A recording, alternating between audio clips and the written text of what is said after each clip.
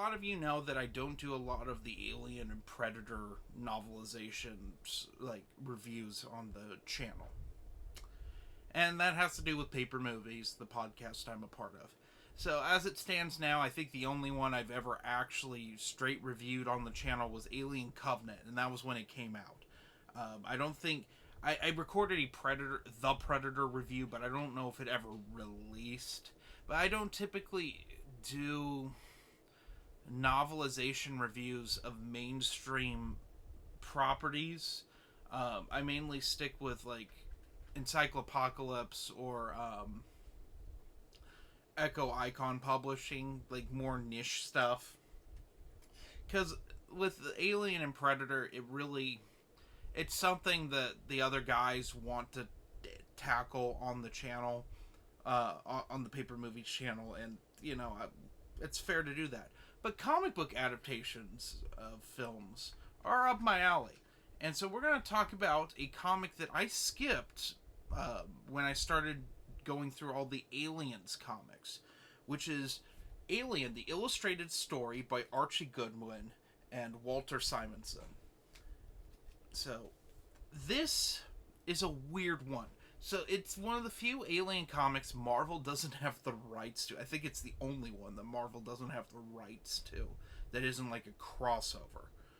Um, so, this was done for Heavy Metal magazine. It was a special issue where the entire issue was the adaptation of Alien. And they picked Archie Goodwin and Walter Simonson probably because of their work on the classic, what was later called the classic Star Wars. It was a comic strip in the late 70s, early 80s that they wrote, I think, the majority of. And I've read a lot of it. It's stuff that is very nostalgic to my childhood. But this was one that, like, went under the radar for me for many years. In fact, I didn't know this existed until it got reprinted in 2012.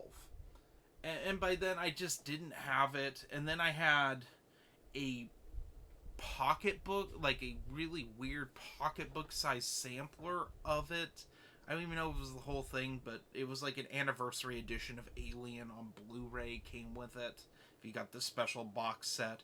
And I leafed through it and I thought, oh, this is neat, but I never read it because it was too small. And I said, I'll track down an original Heavy Metal copy because I thought this edition was that weird tiny size. But no, they made a normal edition size of it, which is good because the Heavy Metal version, especially the hardcover reprint, very hard to get.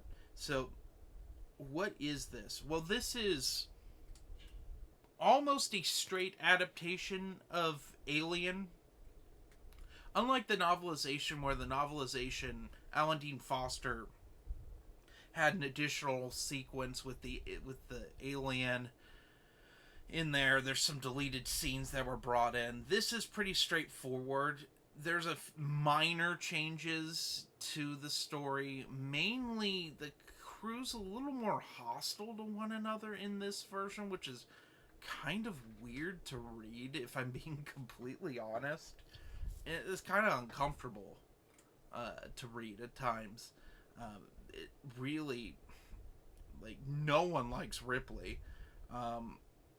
Also, we have a funny scene where Brett is welding shirtless, which someone like me who like knows how to weld, you don't weld shirtless. You're gonna get burned, probably get a sunburn depending on the type of welding you're doing. You're most likely to get a sunburn and you'll get skin cancer. Don't do that. But maybe in the future there's all sorts of weird welding devices in the Alien universe, so maybe this one doesn't cause skin cancer. But overall, it's a solid story. The other thing is we never know, like, the real size of the xenomorph. Sometimes it's, like, gargantuan. Other times it's just really tall. It just fluctuates in, like, weird large sizes at times for stylistic purposes.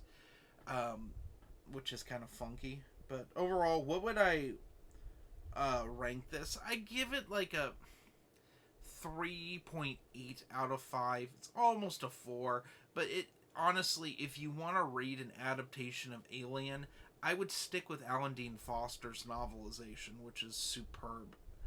You're gonna get more out of it than this. This is like a nice oddity to have, and it's pretty easy to get now. So it's, if you're a hardcore Alien fan, sure, pick this up.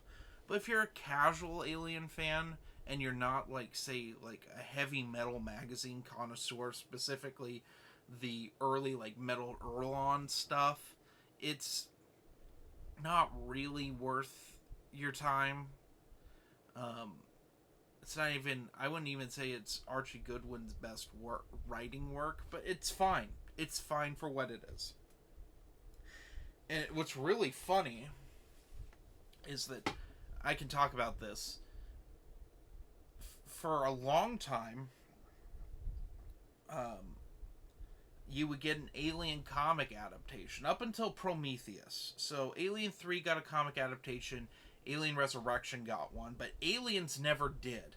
I'm not sure what the deal was with that, if Dark Horse couldn't get the rights. I know they got the rights after Aliens came out, but they did Alien 3 and Alien Resurrection, but like that's not even a thing really anymore, these comic movie adaptations. But back in the day, very common.